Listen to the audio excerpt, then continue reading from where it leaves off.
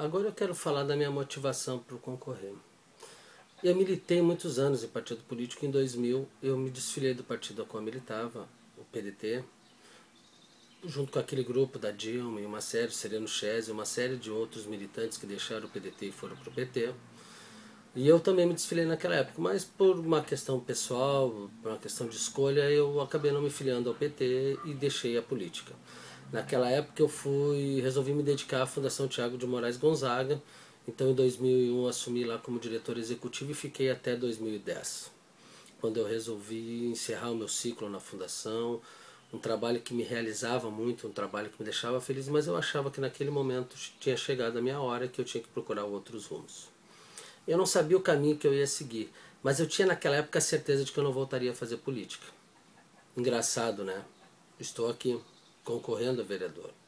Mas é importante que o momento que eu decidi isso, ele é um momento bem interessante. Eu fui trabalhar na Assembleia Legislativa com a minha amiga, a deputada Juliana Brizola, neta do Brizola, a quem eu tenho assim um vínculo, sou um admirador, e ela é uma pessoa que eu tenho o maior respeito e sei das suas boas intenções, de quanto ela quer fazer um bom trabalho.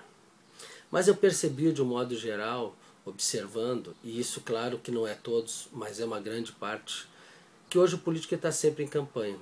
Ele escolhe seus assessores pensando na quantidade de votos que ele fez ou que ele poderá fazer. Parece que tudo que é feito, assim, esse projeto isso vai me dar visibilidade, isso pode gerar votos. Parece que voto é o destino o tempo todo. E ao mesmo tempo eu percebi um outro detalhe que ele é muito importante. As pessoas que trabalham em campanha, elas muitas vezes acham que o prêmio por elas trabalharem na campanha é ganhar um cargo lá na Assembleia ou na Câmara de Vereadores, é ganhar um cargo. O cargo é o prêmio. E já que elas fizeram por merecer aquele prêmio, elas não precisam trabalhar como deveriam. As pessoas não conseguem entender que o cargo político ele é um encargo, ele é uma função que tu tem que exercer da melhor maneira. Fica difícil às vezes para as pessoas entenderem que aquilo não é um prêmio, não é um prêmio que tu pega e guarda na gaveta, certo? Porque às vezes as pessoas pensam, eu vou lá competir lá em Londres, eu ganhei uma medalha e aquela medalha eu vou guardar como um troféu para mim. O cargo público não é assim. O cargo público não é um troféu que tu guarda depois que tu te elege ou depois que tu é nomeado para um cargo.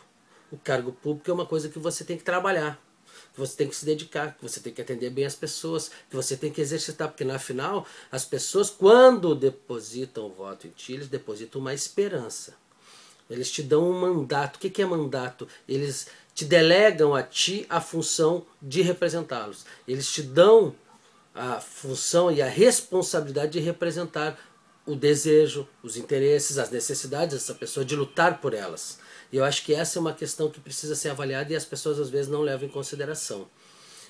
É muito comum hoje tu ver assessores políticos, é muito comum hoje você ver políticos, entendeu? Usufruindo daquele cargo, usufruindo daquela função, por achar que é merecedor, porque ganhou o voto, então agora o meu prêmio é ficar aqui na boa. Vou curtir agora durante 4 anos, vou aproveitar tudo que eu puder. E não é assim.